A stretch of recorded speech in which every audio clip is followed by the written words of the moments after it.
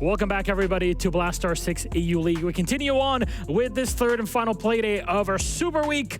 And here is game number 3. G2 take on Into the Breach. I love how it loads in the background behind it. It's so cool when it fades in. But welcome back to the desk. I'm Milos. With me, our fresh and alpha mat gentlemen. Let's start with the G2 squad.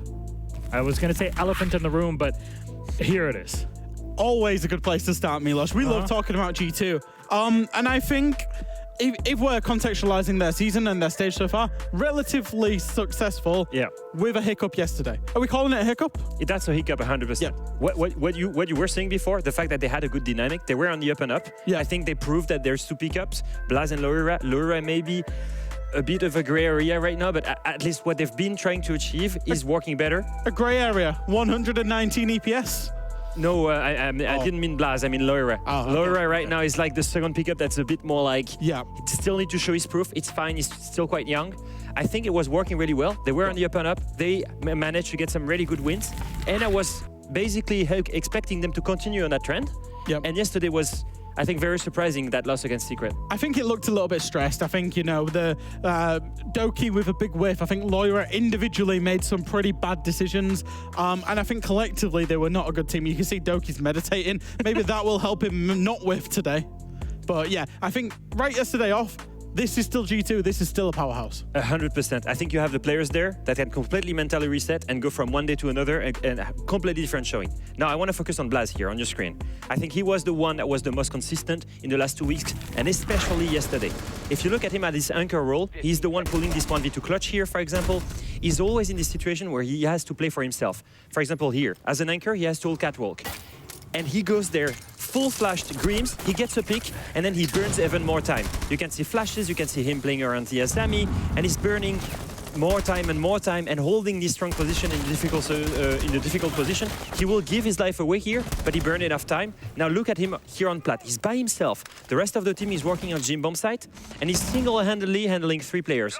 He already killed 1 on this side, and you can see him right now facing 1 player in cash and 1 playing top red, and he will still manage to get a pick there and fend off the cash player that's looking for the trade. Get the pick and already pre-fires towards the cash player. That's what I love from Blaz. His biggest strong suit before, he used to be a hard carry in any of the teams he was playing for, but he was playing for himself every time. He was not playing for the team. The way he's been placed into this role, in both in attack and in defense, where he has to play for himself, his best strong suit is where it works for him. And I mean, you look at the stats, it Exactly. Virtue used to play a lot of these roles for G2, these kind of suicide positions in terms of the positions that they've got to play in, where there's no utility, there's no teammate to help them out. You've just got to frag and delay time.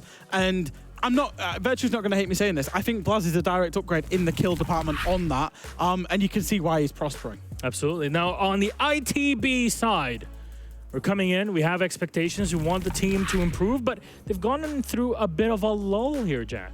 Yeah, I think so. I think, you know, it's not been great for them. I think there's a lot to like about this team. And the one thing that I like is the identity that they had through stage 1, where they were doing a lot of direct takes. We were seeing Kendra on the Monty. We were seeing Creed, Oscar, Noah, Azza all making big plays off the back of it on these big direct takes with the cheesy ops. And we've not really seen it so far this stage. Yeah, there was both the strategy, the fact that they played these cheesy ups, and there was that commitment to all play together towards that explosive execution together. And I think we've lost that kinda. And they've tried to replicate it, and they've tried also to have a more slow and methodical playstyle from time to time in attack. And I don't think that's really worked. I think in general, right now, they've hit the plateau that we've been speaking about for a long time.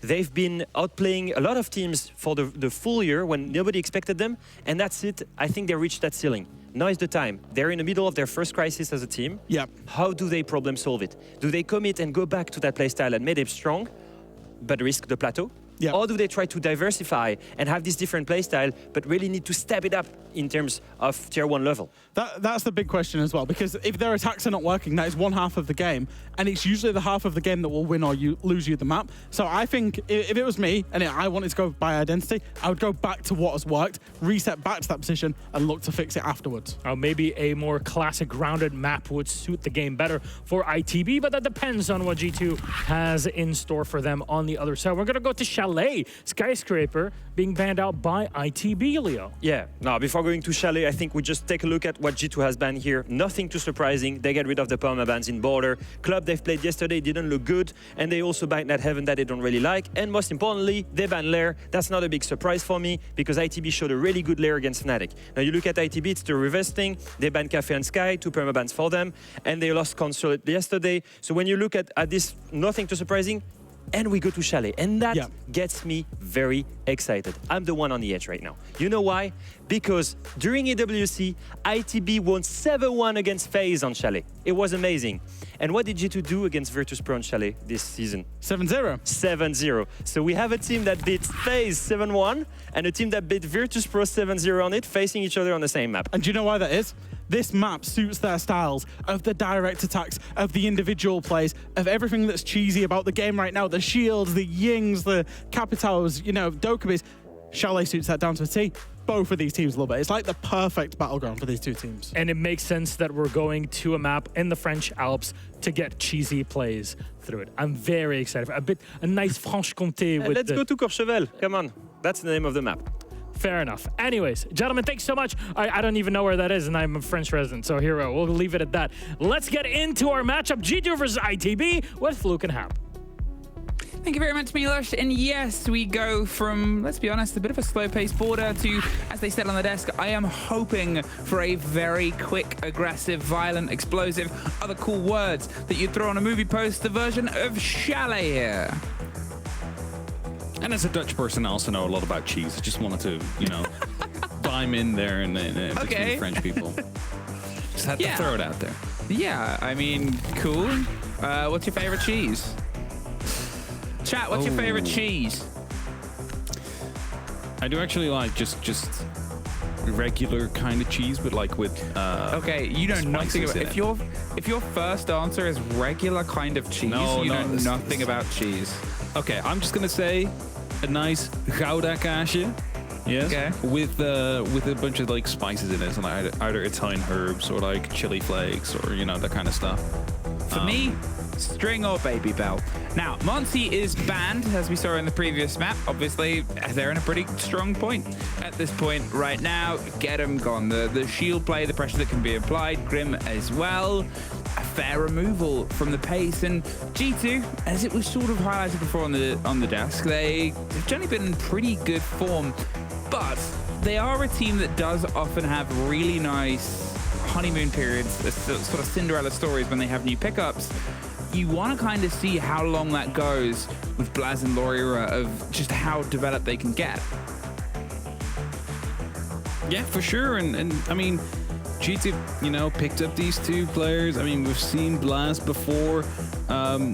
You know, Laura, of course, not really from the European scene as a Brazilian. Just how things go. So it was a bit of a question mark how they would fit into the team, especially since G2 has been struggling a little bit over the last couple of months. But so far, so good. It's just about finding that consistency now. Make sure that they are able to reliably put up these results. They would get them these victories. As they're starting off on the attack here on Chalet. As we're starting in barring games. We're going to see a lot around the library area, I'd say.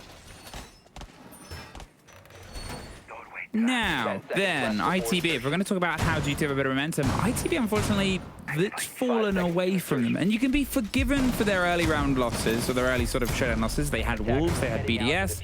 You're looking at two of the strongest teams right now in EUL, statistically, and how they're playing.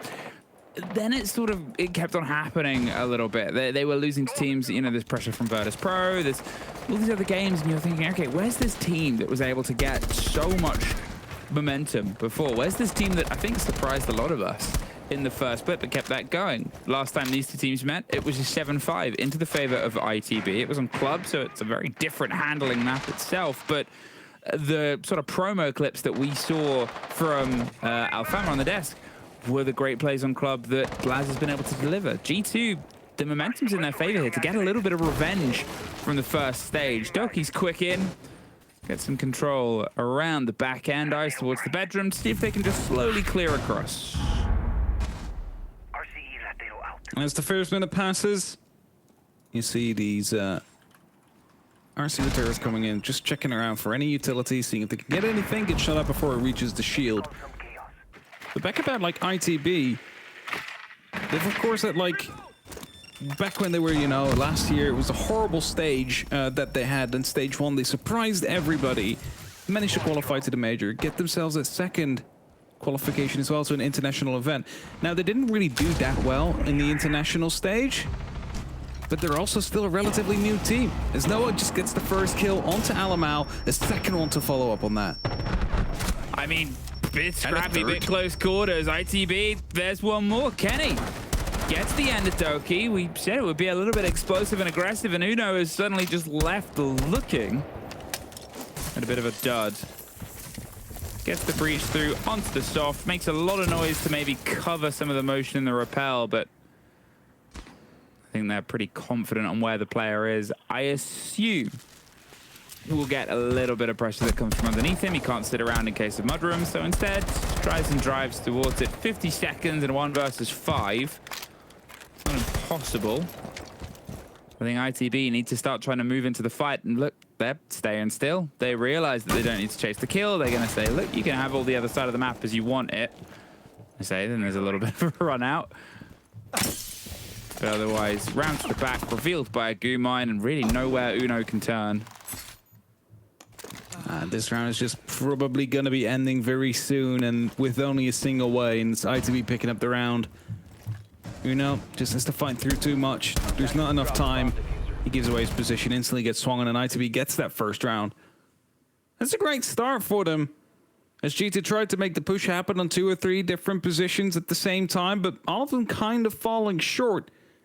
Maybe the most awkward kind of engagement was the Flash player inside the library that still managed to come out on top of the G2 player that was pushing. But the round is there for ITB. But again, it's only round 1. There's nothing to be afraid of. It's, you know, a relatively equal map. I think a 3-3 would be... this part is quite awkward for Blast. But I think a 3-3 on the split is a relatively acceptable feat here. I mean, so far, if we're talking about round 1, I think both the teams that won the first round lost the game today. Obviously, VP had a very good opening half against Ents. I think BDS won the first round in their map. VP won their first round. Yeah, and I think BDS did as well. 5 seconds left. Which means that, close it down, G2 have won this game. Attackers must locate and defuse Or am I? Over. Time will tell. How much of a seer can I be? ITB, very, very cool and collected opening round there. G2, they tried to do one of those quick plays. They did everything that Fresh said they love to exploit, love to put the pressure onto it, and it didn't quite have a netted result. But it's a fresh map, fresh site, fresh position, fresh ideals. Again, looking at this stage overall so far, G2 has been positive on both their attacking and defensive win rate, so like a 55 on attack and a 66 on defense. ITB, however, only 60% on the defense and a 33 on the attack, so really relying on their defense here today. That's bringing it quite close there, just tippy-toeing around. As they're still Wolfbite Loira though, so that is going to be a huge opener once more. As the RC Heroes removed from the equation, we know how important Flores can be, especially with clearing out the whole blue side of the map. I mean, it's Loira. You know, they said that he's generally not quite been able to get his teeth into the roster as much as possible, as Uno finds Azza and gets at least a more flat balance here. They have some of the pressure towards top blue, but the tucked player on the far corner, if Doki gets the read through the soft, might be able to try and do some damage here towards Oscar. They need to try and get the scan onto it. Instead, it's a quick break below. Alamau's gone. Oscar's going to get out of there just as the scan comes through off the soft. Knew it was coming. Good quick motion. A one-on-one trade indeed, and don't want to stick around for too long. What kind of control does G2 have? Well, they're rotating around really towards the Solarium side of things. And right below, we do have Blaz already all the way up on the staircase, can just hop the little fencing out there.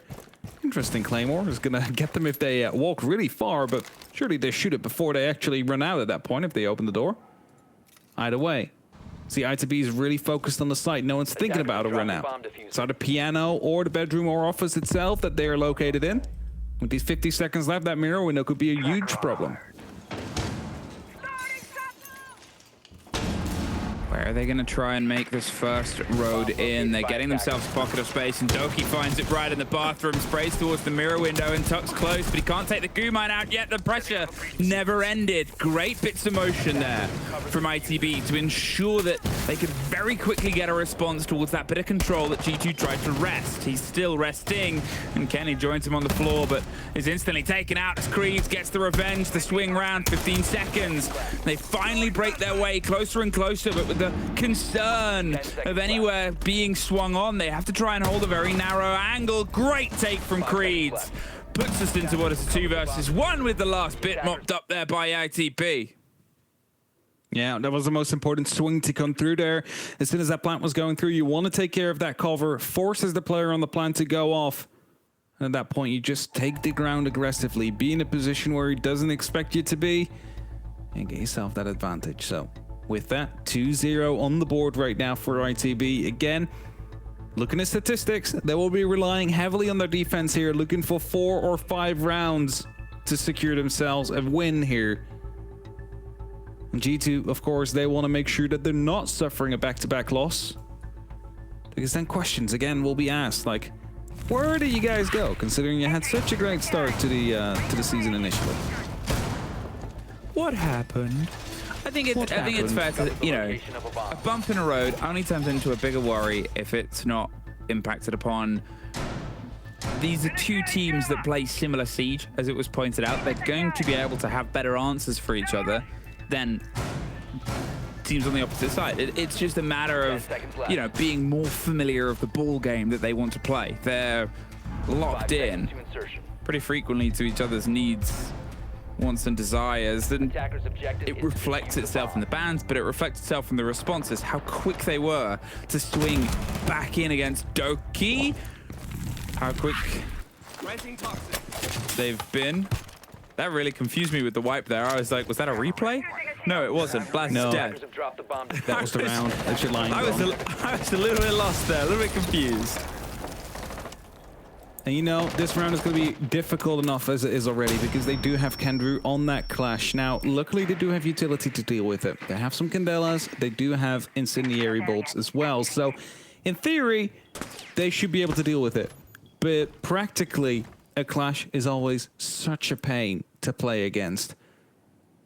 And that is an understatement as well. Like, a lot of players will just give up when they see the clash, especially if you're in like a 1v1 situation, because there's no way you're going to be winning that. Alamau, in the meantime, though, is exploring the insides of Trench quite deeply. He's making sure Lawyer can come over to open up the wall soon. But I believe that there is Mute Jammers blocking these Selmas from blowing up. So they need to find a way to destroy those, but they don't have a way to destroy those. And that means that those Selmas are placed and will stay there until they're either shut off or until the Mute Jammer is taken care of. Some exploration done, but will this be the pick back up? It will. Doki done wants the second. Not going to waste time on the reload, but Lawyer is going to instead pay focus, see if they can maybe try and get some of the work done on the site itself, keep the structure falling apart, make things uncomfortable for the players inside. That's when you can potentially punish mistakes. Uno finds Azza. Alamau slips his way in towards site. It's a bit too fiery. He's been on the other side of the shield, so he's at danger of the vertical that they haven't quite cleared. There's a boss G that isn't the boss of them. Loira gets it, and Oscar gets Uno. It's trades back and forth, and with a clash, these 2 remaining players inside the site are just going to have to try and play a little bit of arm's length keep away. The clash is in a great position to win this. A great operator put the pressure. They need to try and hear when it becomes the planted opportunity. They've bolted off one door. They've got the cover on the other side. The call should come out. So they hear it round close on the wall, but a great swing by Loira. And now it's a clash alone. And Kendrew is a great shield player, but if we compliment the pace played by ITB on the previous round, exactly the same there from G2. Fantastic pull back into a round that has otherwise drifted a bit away from them. Yeah, because that round from the start was quite doomed. I mean, he lost Blaz. I mean, it doesn't bring away the most utility, E1Ds are nice to have, but not crucial. But then losing out the second player as well to the Boss G, being in a 5v3 is quite detrimental. So the fact that they managed to get the plant off and able to secure the round as a result, that is definitely a good way to go about things. I think this is a tactical timeout from G2. Considering, of course, they were on the back foot, they managed to bring this round back into their own hands. But like, if you're speaking on realistic terms, that should have been an ITB round. So probably having a little chat on what needs to improve and how quickly it needs to improve. Fair enough. I mean, fantastic clutch from the two players, from Loira and Alamau, almost the old guard and the new, right? And, you know, we're saying Loira themselves hasn't quite been able to get up to the pace, but it's a fast-moving roster. And it's a fast-moving team. And when you're having a pickup from the same sort of region, when you're bringing in a bit of that, you know, Brazilian siege and all of that energy, matching it for a player like Alamau, who's had a very good split this season so far, Located by attackers.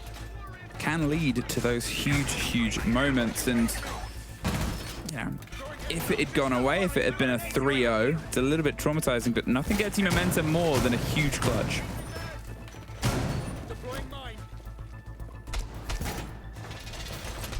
Great round, great clutch indeed. But now you need to turn it around. 10 seconds to go. So we're back again. Rotation has been 5 completed. seconds remaining. I guess the main goal is to knock his Swamp Peak this time round, but either a Boss G, which luckily isn't there, but also any of the other guns.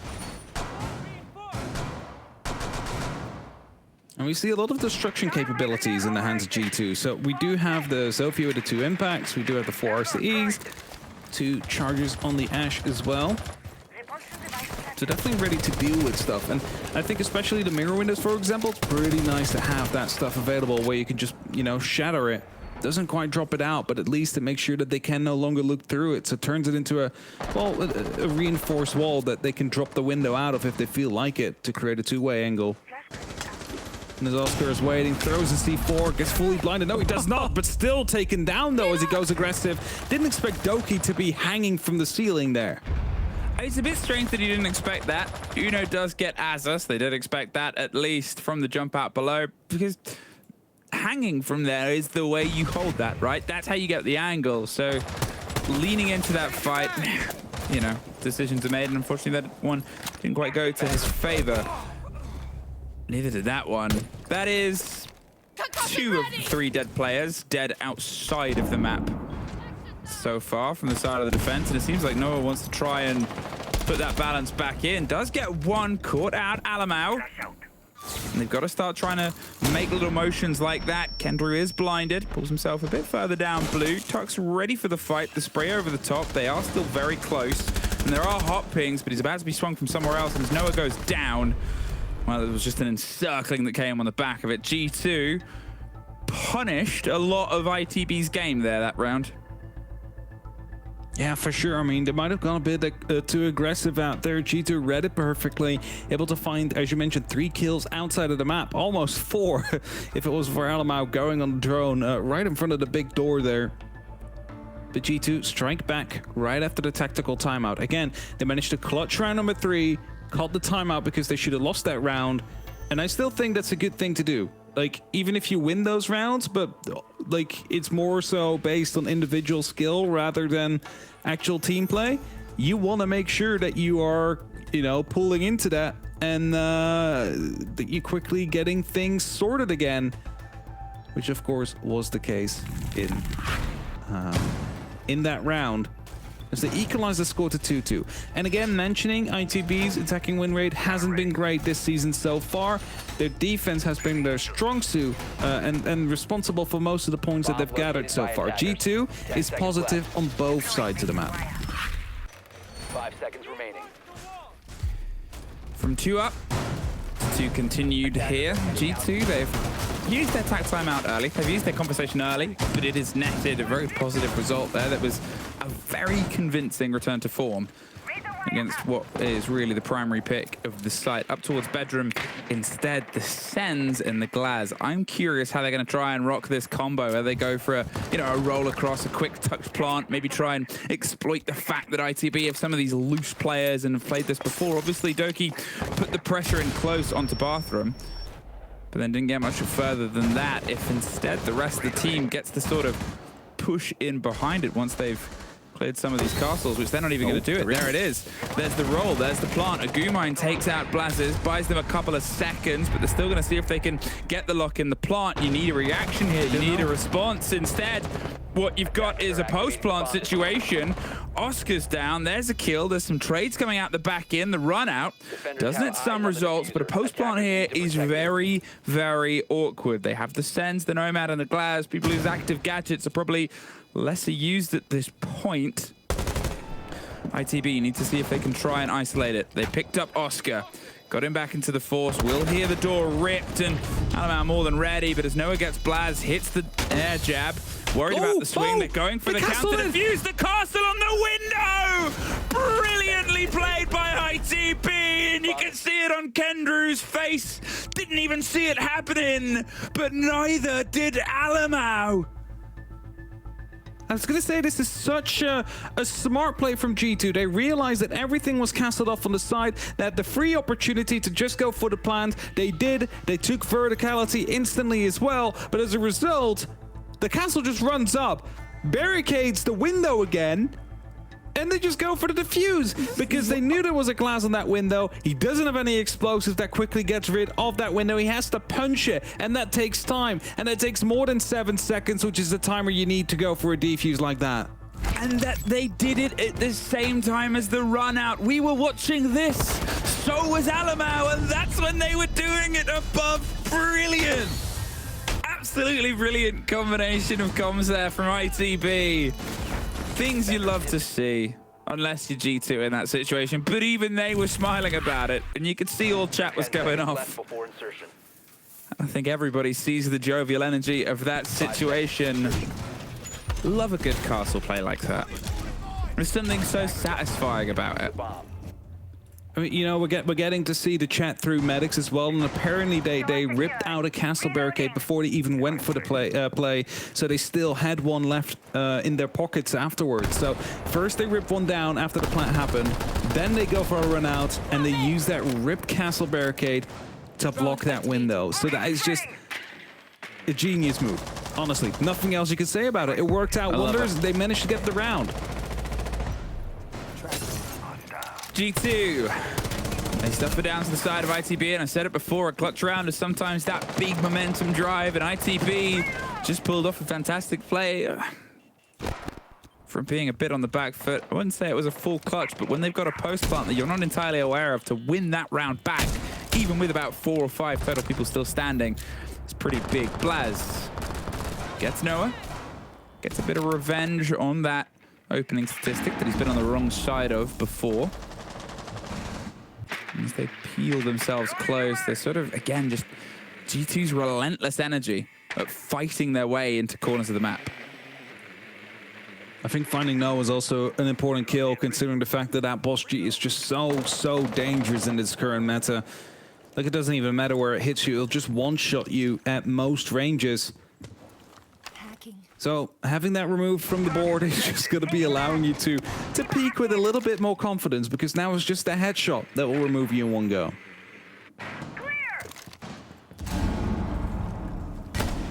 A minute 20, and they start their sort of pressure above. We talked about how the verticality was something that they didn't have, and they still were able to pull off a surprise plant. This time it seems like ITB, they're locking themselves down inside. They've got a lot of structure for G2 to try and chew their way through.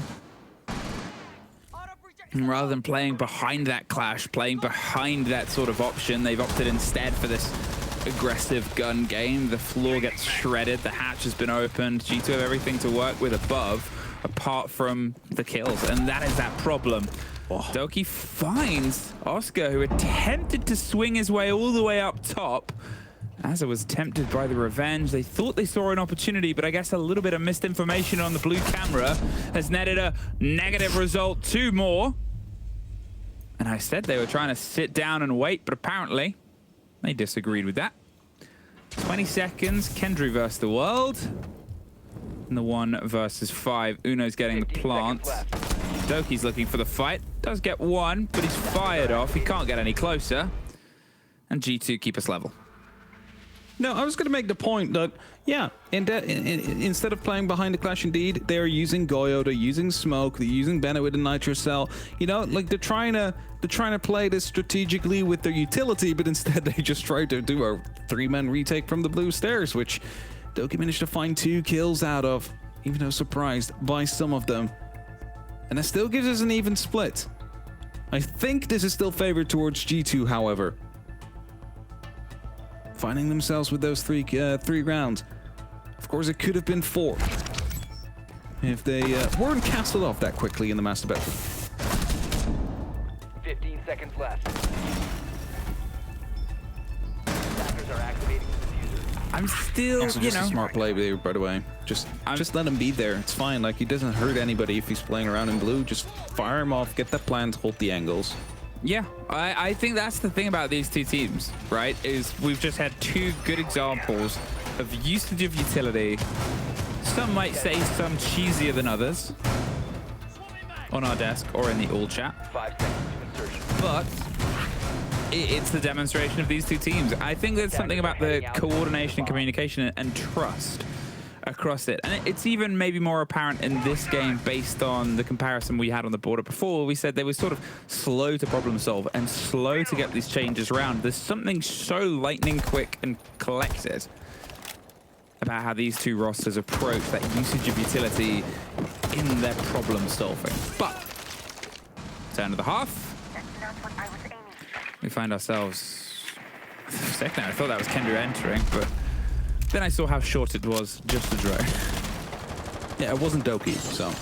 Oh, hey, yo. You said it, not me. I'm sorry, Doki. That's it. Reloading, cover me! Anyway, minute has passed.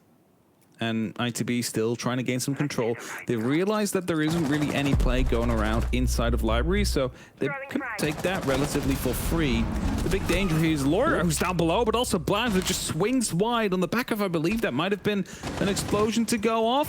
He finds the entry into Creed. And again, especially in this site, having a florist around is often so important to open up mostly shields, but also cancel barricades. Losing that early on is just gonna hurt. Azure can do the job, he just has to get close to it, which is even more dangerous. Where can they find a single way in? That's seemingly the problem right now. You can see them sort of running the shoulder jiggle maths on as many different windows as possible. ITB, they don't have a route through, and they might just have to brute force their way out. I was going to say, as Alamau gets 1, they tried to enter underneath. Loira had the watch. They weren't quite sure of that position that had been held since the start of the round. It pushes them into the 4 versus 2. Now, they have a bit of terrain, but Blaz is not that far away. They haven't got the verticality, and they're aware of it. The spray comes through as a great bit of awareness. Top floor, after a scrappy fight now, finally in control of ITB. Still having to go down. They do have drones. They do have information. Now they need to get the opportunity to get the kill, which they do. Laura gets taken down through the wall. They had the drone. They had the pings. Now it's an even 2-on-2. Using the Zodos to slow them down. The Nitro Cell might be crucial as he finds one. It almost got both, as I wasn't a million miles away from that. But the important swing is that it's come through here. The bulletproof is gone, but at this point, with 20 seconds, you know, he's only really going to come from one direction. A pre-placed quite deep down the corridor, but on this, the single door waiting for the swing. Can't get the connection. The first is there. It's sprayed either side. He's tucked inside the site itself, but at this point, it's G2 just holding a corner. There's one, but I say it, he's just going to sit and wait for the next, though. Operators, you are out of time. Could have, didn't.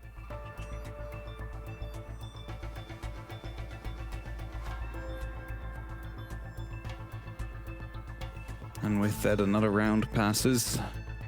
That's true. And G2 find themselves in the lead. That's also true. Yeah, no, I don't lie. Not intentionally, at least. Not intentionally. If I spread misinformation, it's because I was misinformed myself. Well, it's the start of obviously the second half of the game. We get Yeah.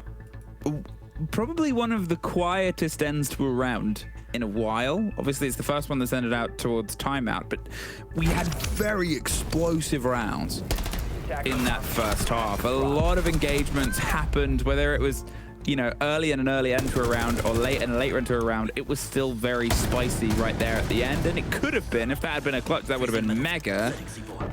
But also, they were in these positions to swing into these fights, and pocketfuls of seconds left before somebody gets on towards the site itself. Hasn't really been seen in this showdown yet. Attackers must locate and defuse the bomb. Up to the top floor, master bedroom. There we just saw a castle trick from ITB. Lock G2 out of being 5-2 right now. It's been a way harder to overcome gap than what we're currently in. It's just a single round now. And again, the big question here is, what kind of a take will it be? Because you see a couple of guys hovering around Solarium, also the main window, but at the same time, you do have two players from ITB looking to take control of Library. Is Azur creeping down below with the Nuck, of course, has had a change. If you stand still, your charge does not deplete your health. That's painful. I mean, that's a start to a round. Obviously, if you don't know, those now explode instantly since the recent patch. It might not have changed the face of things, but it's just that risky jump out now, right? Where you don't really have the second or even half of it to go at. Nook also had a change, and we'll see if it nets a result. There's at least one. What a drive through. As we said, it took a while to get some of the control there of the top when it was a different site. This time they came in with a different energy. And it worked pretty well as Alaman's doing his best to hold on. Let's get the drop onto one. Quickly picked up by the second. G2, they're not a million miles away.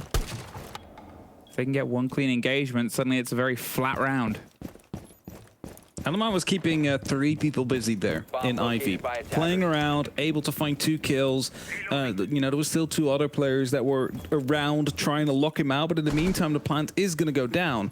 There is a Nitro Cell in pocket for Uno, but I don't think they actually have an idea that it's happening, and that means 45 seconds on the countdown, and it's just Doki, while just no one left on the side of G2 as ITB clean up.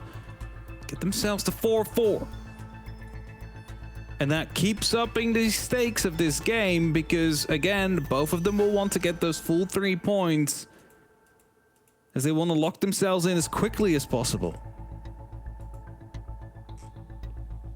Truly never ends. Truly back and forth between these two teams. And this is almost the thing to talk about with, you know, they were both teams that were doing bits on the international stage. They're both teams that from EUL, across this year at least, you might not have expected it from ITB before then. I think it's fair to say the fresh sort of roster, the fresh sort of changes. But coming into this, we thought, okay, they're probably going to be in the top 4, top 5. They're going to be putting pressure onto the Quals. They could do everything that they've done before. They're also a team that's very much looking at being at SI. Montreal's the major. They're definitely looking at being at Montreal, but looking at SI as well. 10 seconds left. Yeah, ITB currently the 18th team, I believe, in the standings. 5 Which seconds means that left before if they have a decent landing or a decent placing here at EUL, inserters are moving to defuse the bomb. they're going to get a bunch of extra points again. Up to 100, of course, if they do manage to come in first. And that could even secure themselves a spot at SI, even without the points from the major that are attached to it. Because of the fact that, especially Europe, had kind of a weird mix of teams making it to the major. Not teams that we would have expected to make it to the major, and if that somehow flips, that means that ITB is especially in a really good position, just outside of the limits currently, to get themselves qualified for SI. Fortunately, not quite able to get that Flores drone and get some of the busy work done. If they can try and roll one to the blue stairs, that's generally what they want. Clear out that property utility, get rid of those keepers, and make it a very dangerous place. Talking of, full eyes on Trophy. Making sure there's not a quick hop, skip, and a jump in towards the site itself. You still have the Flores playing this long game, and there's the roll on towards blue stairs. Held on a little bit too long. Doki is paying more than enough attention. There's the blinds, there's the pressure right through on the cut side. Uno caught unaware. The continuation of the attention on towards the side of the solarium stairs. The blinds come through, the smoke canisters pop off, as does Oscar, finds Blaz. Doki, he's had to go on a big run around as Loira gets one on the back. They were aware of the player, but not quite when he would strike. There's a down above, and with a scrappy spray, Oscar still netting bodies inside. It's so close, and dancing around it, ITB. What a strange way, and I said it felt a bit weird to not have explosive end surrounds, and there's the perfect answer. I mean, that's just a great round as well. They spotted an opening, and they just go for that direct plays. Like, just see how far you can go. If you can make it to the site, go for it. Finds a kill, finds two. The rest of his team starts coming in from West Main, from the top floor as well at the same time. It's just a full-on collapse, and all G2 can do is try and go for a retake whilst they're being shot through every hallway that they're moving past or through. And it all starts off with Azur just finding a free opening. Of course, he will get traded out in due time, but just look at what happened after that. 3 players of G2 are down. There's another ITB player already in the site who manages to find the final 2, albeit scrappy, but he finds them nonetheless. And ITB back in the lead of this game. 5-4, trading rounds. And trading that lead position, making sure that every single one counts. Now, it's the ITB. They have had their play day off at the start of Super Week. They were not there, sitting, watching, and waiting, and then they unfortunately came back and got beat by Virtus Pro from their books. So being able to end this week on a net positive, pretty huge for them, especially with the drive that they're currently floating around down in the bottom of the leaderboard, sitting 8th in a sandwich of Ents and Fnatic, which probably no one expected. 3 points here would jump them back up, put them at least above Virtus Pro again. E1D popped. Anybody to follow up? Doesn't really seem like it as of now. Elmar finding himself near the fireplace in a rough spot. Loira hiding once again underneath this window. He did this the last time as well when they were around here. Back then he wasn't really found. Now Noah playing on the actual balcony with the Deimos. As soon as they get a ping that he's out there, he just steps up and gets the kill. That's exactly what they were waiting for. Nice little bait and switch between him and Blaz, who was swinging him from the door, gave the call out, and Loira instantly there to find a response. Almost a sucker punch there. Drew his attention one way and smacked him around the face with the other. Brilliantly played there by G2.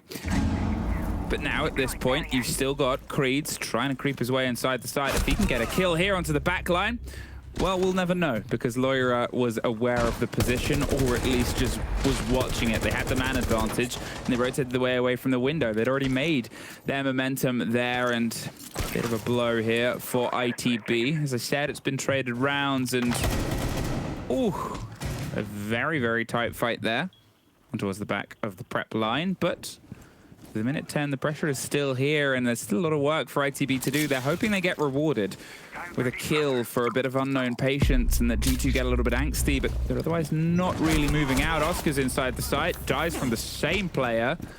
I think they dropped the hatch as they hit it, but still a lot of kill. Fire underneath as well, but Loira stepped up high enough to actually not be damaged by it until he managed to get that kill. So maybe they were expecting it to be clear in that corner. I'm not quite sure. Anyway, it's a 2-on-5 situation now with Azur jumping into the library, being the last man alive. He's going to be challenged from the door by Alamau. He's going to get that final kill as well. It's 2 for him and a flawless round for G2 just to get things back up to equal numbers. It is going to be round 11 to come up soon to decide which of these two teams has the opportunity to fight for 3 points. It's always an exciting round to go at. It's almost strange, again, to sort of have this comparison, right, with the previous game where it was very slow. It was generally driven by one of the sides being preferable, the momentum never really being stolen. He's the opposite. This is a sprint. Both teams frequently trying to pull out every single stop, every single little bit of extra play that they've got in their pockets to get one step ahead. And, you know, and again, if I talk about the importance of the 3 points, if this is won in overtime by ITB, then they find themselves level with points with Virtus Pro, the team that obviously took them. They start getting into the metrics of round difference, of head-to-heads, and if that becomes the difference of them not making it into the closed playoffs, it's going to be one of those things that really sort of bites at them. They need to 10 try seconds left. and get it locked in. At the same time, G2, obviously, great run, 5 seconds left. had a knock against Secret, against one of those other teams that, again, similar to ITB, fighting towards majors, fighting towards international appearances. Them getting 2 losses on the back, on the trot, that 9 points feels a little bit less secure, and so does the energy. Yeah, of course, fully knowing that 11 points was enough last stage, but you still need to get those points locked in. And once more, if Fnatic and ENCE, for example, get less points than they did last stage, well, then you need more points as well, because that could mean that, you know, number 7 has a couple more points to go with. So it's a whole mathematical mess to go at. Again, quick breach actually happened there by the side of ITB. The instant fire from the Goyo popped off. It's not going to be too much of a hassle. They weren't planning on going quick anyway. So let it just burn out for now. At least that's opened up. That's a bunch of pressure. They no longer can freely rotate around the B sides. And with the Ren now opening up, it's going to be putting up some extra pressure towards the wine cellar as well. However, we do have Alamau on a big roam all the way over to the top floor. As soon as they start putting up pressure from these angles they've just created, he's going to be out there to try and challenge them for it. So they got to be careful, as Alamau will find that kill through the window. I literally just mentioned it. As soon as they start challenging that, they will be challenged, and Alamau does get the kill, opens it up cleanly. The Vector is a laser beam. That's It is. just a fact. A fantastic gun to play around with and utilize, but a terrifying gun just as much. They've been able to, you know, get the breach open. A lot of noise from the pain of a barbed wire. The DMR hits their way through, almost sees the side of a ponytail, but can't quite get there. Trading throws and a misthrown Kiba, but it's a swing round from Alamau for 2 more. Swings down blue, Uno gets 1 and leaves just Kendrew. Another time the players in a 1 versus 5. And unfortunately on the wrong side of a space of fire. Has to sit. Wait for his demise. An ace? It's at least a 4K. I'm not sure if you managed to get the ace, but 4K. It was a 4K. Okay. Someone else died slightly off there. I'm sure Alamau would have got the ace. So now we're in that other question of 3 points. I said ITB desperately wanted it. They're not going to get it. If G2 get it, they skip their way up to 2nd place. They jump Secret. They push down Wolves as well, which, you know, the team that isn't playing today, the team that you play next, writes a very, very spicy engagement as the following playday. yeah, that definitely is going to be a very important matchup at that point, because head-to-head, of course, being the first tiebreaker, if you manage to go equal on points now, and you then manage to win from Wolves, that basically puts a game between you and them. But we cannot forget, G2, the last playday 9, they are not playing. So they just need to try and get all those points in now, because there's always going to be that one catch-up moment that any of these teams is going to have on them. And especially Wolves, that last playday, they play against Secret.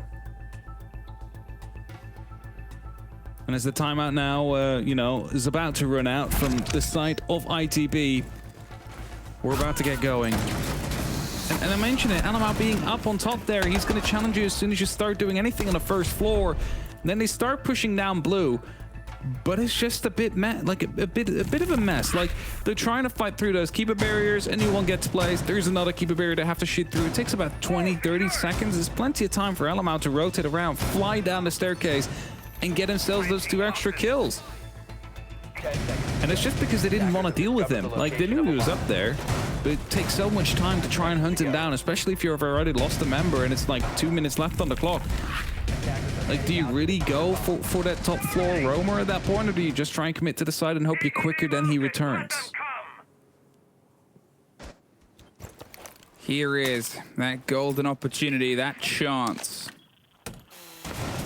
This first kill might be a little bit deceptive. I said it, the first round so far today, every team that's won the first round has lost the game. Can ITB break and buck that trend? Closer than they expected. More revealed than they know. How much will they sit around and try and get the kill? They have all the pings, they have all the intel, and Doki gets the kill out of it! Oh me, oh my, that shouldn't have happened. Against the Flores. He's probably not. I was going to say, he's probably not even aware that he was being spotted on a drone out there. And I'm so confused why Creeds wasn't backing him up there. Like, he was right next to the window. He didn't even go for the swing as soon as the first person died. It would have been a perfect moment to go for the refrag there. And again, as you mentioned, yeah, the floor is gone now. The Deimos as well. It seems to be falling apart slightly for ITB here. This gives G2 the opportunity to snowball. Because, you know, in some of the rounds they won, they just managed to sneak through, cause some havoc on the side. G2 can now pull it in closer, play roughly around the sides. You see Doki falling back as well. Uno now aware of the fact someone's in library, so they're instantly bringing it back all the way to the side completely. So many moments slipping through the fingers here of ITB, and not the same can be said about G2. Loira, who has had such a good game this time round. As we said, he was a bit quieter before, but has consistently got into these engagements. Yeah, Alamount might be 13-6, but seeing Loira step up alongside, it's been huge for a G2 roster.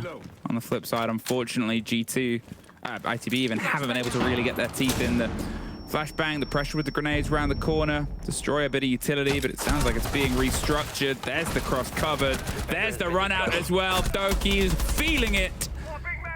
And Kendra at least gets one before an unfortunate inevitability. G2, for now, hop their way up towards second place in EUL and prove yesterday was a bump in the road. But how quickly can they drive? I mentioned it. You gotta be relying onto the defense rounds here for ITB. They weren't quite able to get the advantage out there. Even managed to steal one of those rounds away from G2 with a genius castle barricade. We do have to mention it, but G2 just a little bit too strong, especially in the latter half of the attack. Managing to find those 3 points, most importantly. I think that's it. And, well, as we try and regain your face, let's throw it to the studio and see what they're looking like. Have got so excited that camera got smeared top to bottom there. What a game we had. G2 bringing it back at what had looked like almost a repetition of what happened in stage 1, where ITB defeated G2 7-5. It's the reversal this time. Yeah, ITB have actually been a bit of an Achilles heel for G2, so they'll have been happy to get that one over the line. Like you said, they lost to them in stage 1. And I thought it was always going to be a question, you know, we raised it on ITB. What were their attacks going to be like in that game? And ultimately they fell short. You know, out of the last 3 rounds, they got 1 kill on their attacks. 2 flawless rounds, and then the very final attack only finding 1 kill. And I think that was the differentiation. G2 managed to just about find enough attacks between the 2 teams to get them over the line, Milosh. Jack, we're missing one person on this desk, and for a very good reason, because our good friend, Mr. Leo Robin Alfama, has a round to tell us here. Please go ahead. Yeah, it's actually bouncing off from what Jack just said, right? They were missing these attacks, but somehow in defense they had amazing chemistry. And I want to point out that ITB, one of the things that we said, what was strong with them was their team play. And they were able to show some of it in defense. We take a look at this bomb site. They're on Master, and G2 is attacking Master right now. Look at this jump in from Doki. He flashes, then gets the kill on Bathroom. Now, what's important to check is the direct reaction from the defenders. Mira will go and bait him directly on the window, and at the same time, Oscar swings and gets the kill on Doki. That's a 2v1, well-organized, good reaction. Now, as you can see right now, Kenny goes aggressive through that rotate, and look at what Creeds will be doing. What they want to achieve together right now is to go play aggressive towards the execute, and Creeds wants to remove the #1 win condition for G2 right now, the master window player. The cutoff that is completely cutting off the entire of the bomb site. So as Kenny goes aggressive, he dies, but Creed is there to refrag, to play aggressive and get the pick onto master window. Again, that's another 2v1. Now look again.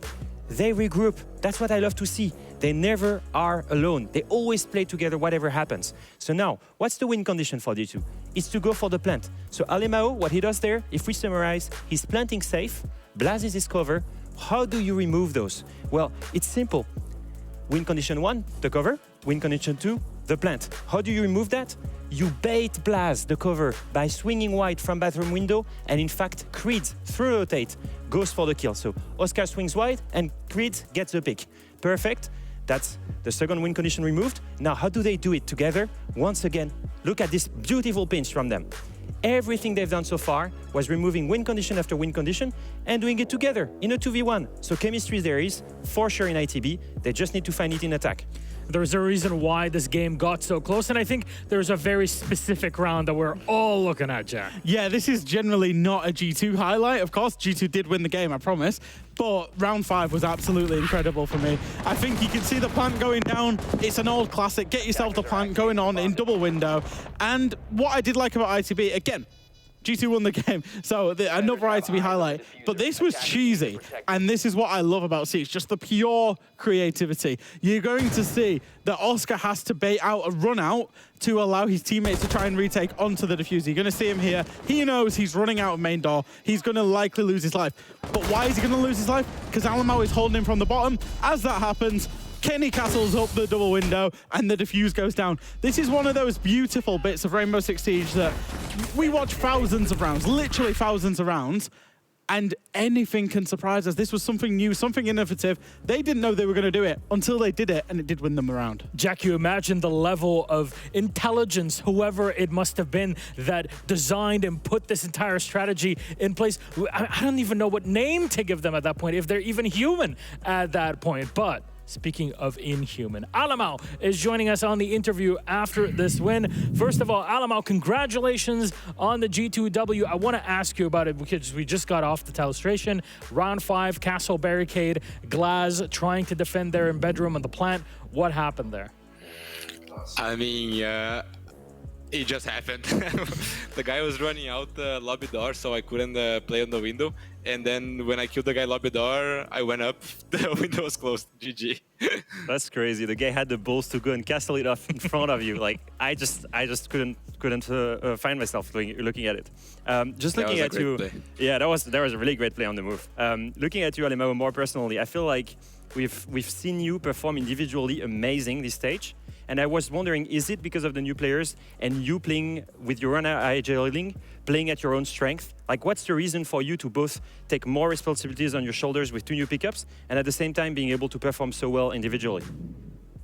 I mean, I think the decision of picking the Blaz and Loira was very easy for us because they are both great players. So we knew if we add them on a team, we would improve, and I think we did improve. Like, they are young, they have more like energy, and like they are willing to, like put the time in, like theory wise practice. So they're putting like 200% energy on the team, and of course makes me play better, makes them play better, makes everyone play better.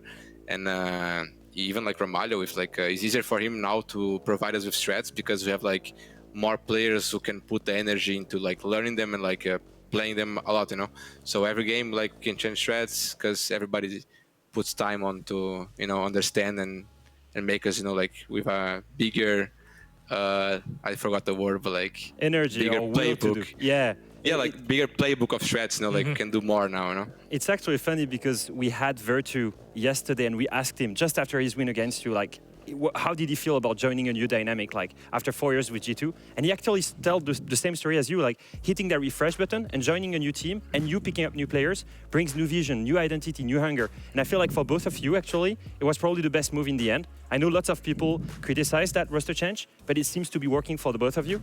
Obviously, yesterday, can you tell me like what went wrong for you in that win? Because we were both in that loss story against Secret, we were both expecting you to take it.